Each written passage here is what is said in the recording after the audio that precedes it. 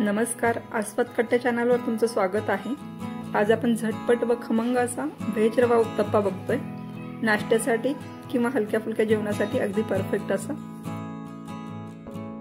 त्याच्यासाठी एक बाउल घेतलाय आणि त्याच्यामध्ये आपण बारीक रवा घेतलाय।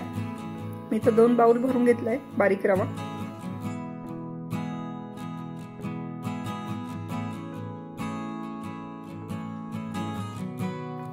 त्याच्यानंतर एक बाउल भरून आपण दही घेतलंय। आता आपण चवीनुसार मीठ टाकणार आहे आणि थोडं थोडं करत पाणी टाकणार आहे। व्यवस्थित मिक्स करून घ्यायचंय। पाणी एकदम टाकायचं नाही।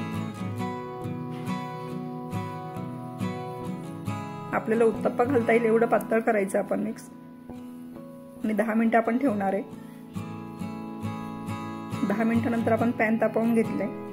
त्याच्यावरती थोडंसं तेल टाकून घेतलंय आणि त्याच्यावरती आपलं बॅटर जे आपण तयार केलंय 10 मिनिटापूर्वी ते टाकून घेतलंय।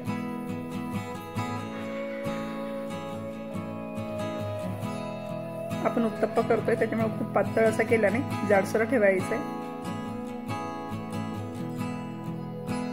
आता ह्याच्यावरती आपण एक एक करून भाज्या घालायच्या। सगळ्यात पहिले मी कांदा घातलाय,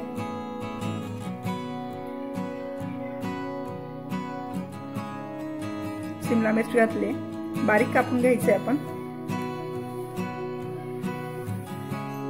टोमॅटो घातला आता आपण, कोबी घातलाय आणि गाजर किसून घेतले। भाज्या सगळ्या बारीक कापून घ्यायच्यात आणि गाजर किसून घ्यायचे।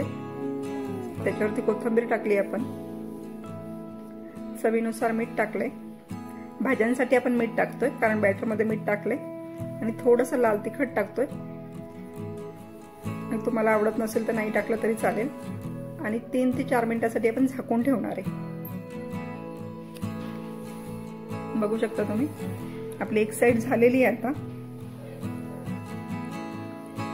आपण भाज्या बारीक कापून घेतलेल्या आहेत त्याच्यामुळे भाज्या व्यवस्थित शिजल्या जातील। दुसऱ्या बाजूने पण आपण 3 मिनिटांसाठी ठेवणार आहे आणि झाकण ठेवायचे। झाकण ठेवल्यामुळे व्यवस्थित उत्तप्पा सगळ्या बाजूने शिजला जाईल, भाज्या पण शिजल्या जातील।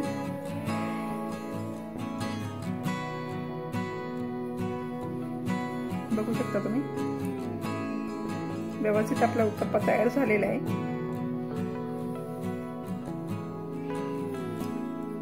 या पद्धतीने आपला अगदी झटपट कमी वेळात उत्तप्पा तयार झालेला आहे।